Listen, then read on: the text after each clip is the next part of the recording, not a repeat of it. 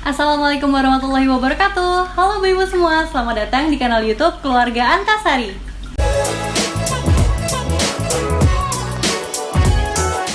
Saya JB Azahra, umanya Gita. Kalau bu ibu pada nonton video ini, pasti sekarang lagi cari rekomendasi stroller apa yang cocok dan sesuai dengan kebutuhan ibu-ibu semua, ya kan? Di video kali ini, saya akan memberikan ulasan tentang stroller yang sudah saya pakai sekitar 1 tahun ini dan harganya di bawah 1 juta rupiah. Mau cerita sedikit, awalnya suami saya tuh tanya, kira-kira anggaran untuk beli stroller berapa nih? Nah, dan saya bilang anggarannya 1.500.000. Kemudian suami saya kaget, emangnya cukup? Padahal kebutuhan kami untuk stroller bayi itu adalah yang pertama fiturnya harus cabin size karena akan kami pakai penerbangan ke luar negeri, bolak-balik Indonesia Cina, dan juga saya butuh stroller yang bisa one hand fold, jadi bisa dilipat hanya dengan menggunakan satu tangan karena pada saat itu kami mikirnya saya bepergian sendirian bersama membawa bayi. Jadi waktu itu saya membayangkannya tuh tangan kiri saya bawa bayi, tangan kanan saya melipat stroller seperti itu. Kemudian suami bilang, naikin deh anggarannya sekitar 2.500.000 kayak gitu kan. Nah, alhamdulillah ternyata kami menemukan stroller yang sesuai dengan kebutuhan kami, bahkan ada fitur yang lebih yang sangat-sangat membantu kami, dan itu hanya seharga 980.000. Dan stroller ini adalah Plico Track.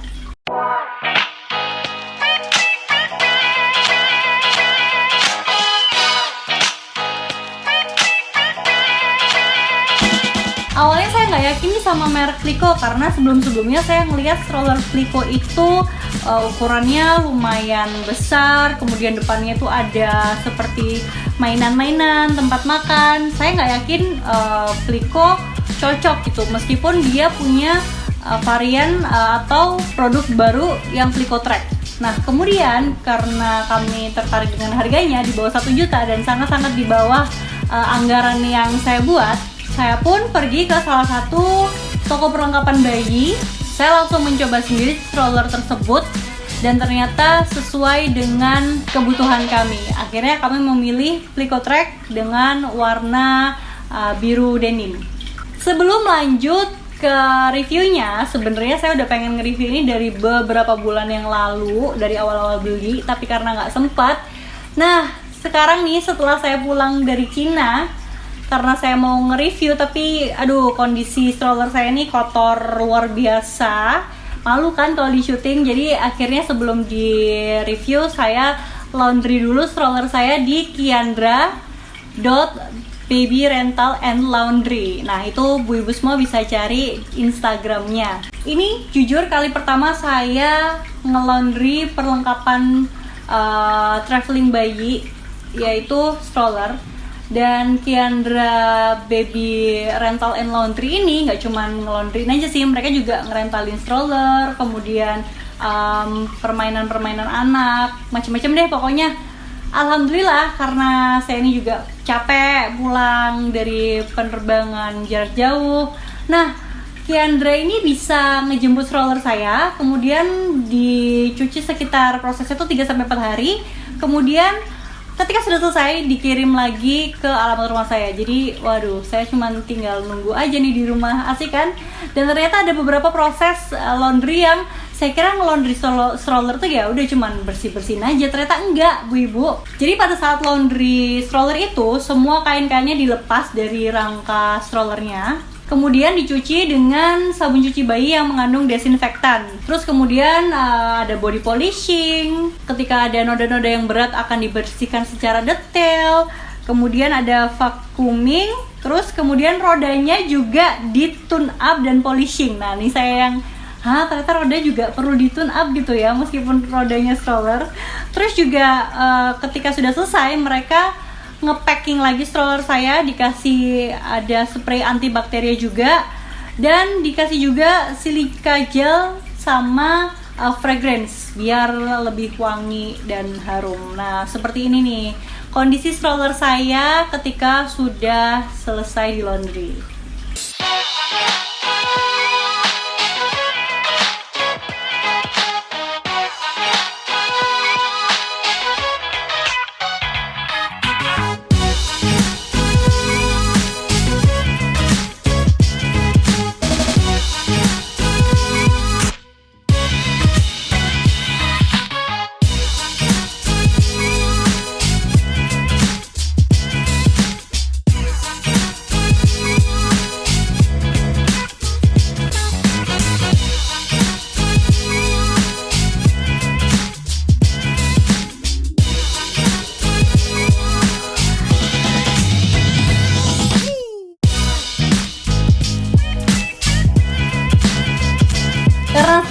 sudah bersih, jadi saya semakin pede untuk nge-review karena ya biar nggak kelihatan kotor dan menjijikan gitu ya waktu di syuting ya. Yuk sekarang kita mulai ke ulasan saya tentang stroller Plico-Trek ini.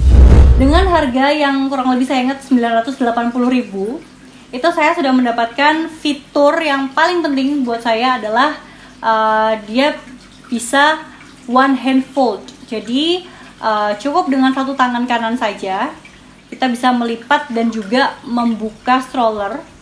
Kalau dibuka tuh perlu hentakan ataupun dibantu dengan lutut untuk meluruskan engsel lipatan dari strollernya itu. Dan untuk membukanya itu juga nggak usah khawatir Bu Ibu, nggak mungkin bakalan kelipat sendiri pada saat anak duduk ya. Jadi ada pengunci yang perlu kita geser dulu, kemudian kita tekan tombol yang ada di tengah-tengah pegangan dorongan stroller, kemudian kita hentakkan maju atau kita dorong sedikit dan kemudian stroller akan menutup. Nah, setelah stroller menutup, di bagian samping stroller itu ada seperti pengaitnya untuk mengunci agar stroller tetap dalam kondisi terlipat. Kemudian stroller ini juga berukuran cabin size. Untuk ukuran pastinya saya nggak pernah menghitung secara pasti sih. Tapi waktu itu pernah perjalanan domestik dari kota Xianyang, Cina ke Beijing, Cina. Itu kami membawa strollernya bener-bener masuk ke dalam cabin ya, bagasi yang ada di atas tempat duduk. Itu adalah kali pertama kami memasukkan stroller ke bagasi cabin, bukan di bagasi yang di bawah lambung pesawat itu, dan itu benar-benar cukup luar biasa sekali. Dan stroller ini juga terbilang lebih ringan daripada stroller merek yang waktu itu pernah saya coba, merek Coco Latte dan juga Baby L, yang mereka sama-sama bisa dilipat dengan satu tangan dan cabin size. Yang Plico ini lebih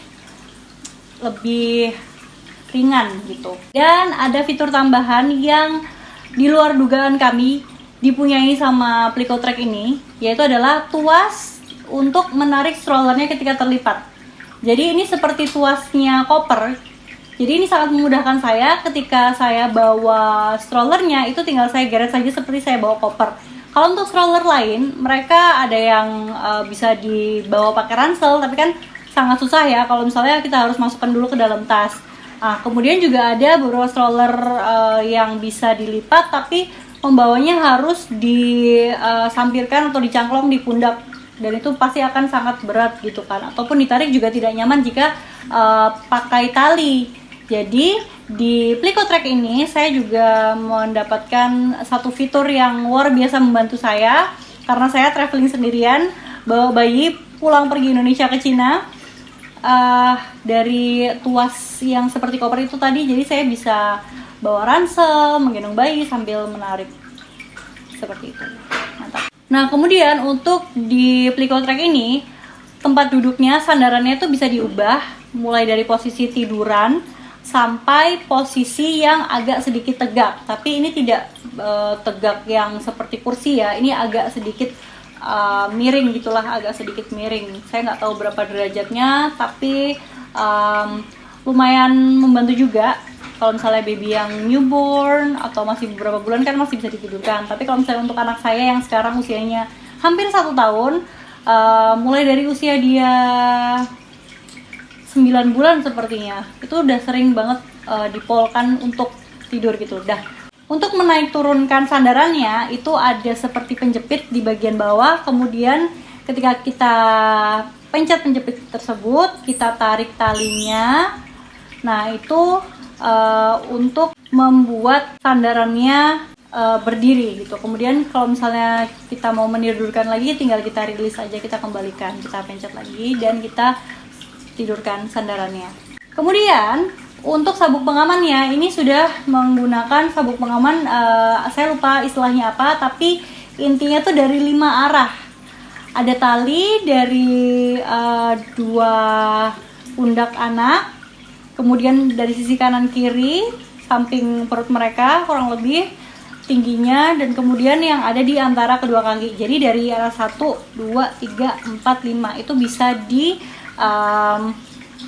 pasang semuanya. Nah, tapi kalau untuk anak saya, dia lebih suka dan lebih nyaman kalau hanya pakai 3 tali pengaman saja, yaitu dari sisi kanan kiri dan juga dari sisi yang ada di antara kedua kakinya. Jadi yang kena sabuk pengaman itu dari pinggang ke bawah gitu. Anak saya kurang nyaman kalau dari badannya juga ikutan kena tali gitu loh. Dia aktif banget, jadi kayak nggak suka, nggak nyaman gitu.